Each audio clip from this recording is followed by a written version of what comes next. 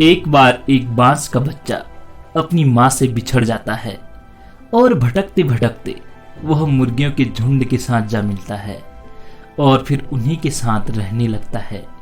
समय के साथ साथ वह बड़ा होता है, लेकिन बाज होते हुए भी उसकी सारी आदतें बिल्कुल मुर्गियों जैसी होती हैं। बाज मुर्गियों के साथ बिना उन्हें नुकसान पहुंचाए रह रहा था और उनके साथ रहते रहते वह यह भी भूल चुका था कि वह एक बाज का बच्चा है और वह उड़ सकता है। फिर एक दिन एक साधु वहां पर आए और उन्होंने जब एक बाज के बच्चे को मुर्गियों के बीच देखा तो वे तुरंत समझ गए कि मुर्गियों के बीच रहते रहते बाज अपनी पहचान और अपनी शक्ति भूल चुका है। फिर उन्होंने उस बाज के बच्चे को पकड़ा और उसे एक ऊंची पहाड़ी की चोटी पर ले गए और उन्होंने बाज को पहाड़ की चोटी से नीचे फेंक दिया। और जैसे ही साधु ने उस बाज को पहाड़ी से नीचे फेंका तो बाज घबराकर अपने पंख फड़फड़ाते हुए पहाड़ी से नीचे गिरने लगा। फिर अचानक उसके पंख हवा में फैलकर ठहर गए और बाज हवा में उड़ने लगा। अब बाज को एक उड़ने की शक्ति का अद्भुत एहसास हो रहा था जो उसके भीतर ही छिपी हुई थी।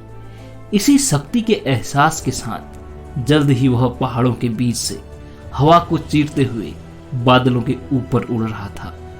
साधु मंद मंद मुस्कुराते हुए बाज की उड़ान को देख रहे थे। दोस्तों, इस कहानी से हमें यह सीखने को मिलता है कि प्रतिभा का मूल्य भी तभी है जब उस प्रतिभा के लिए हम माहौल तैयार करें, वरना बड़ी से बड़ी प्रतिभा के भी कोई मायने नहीं।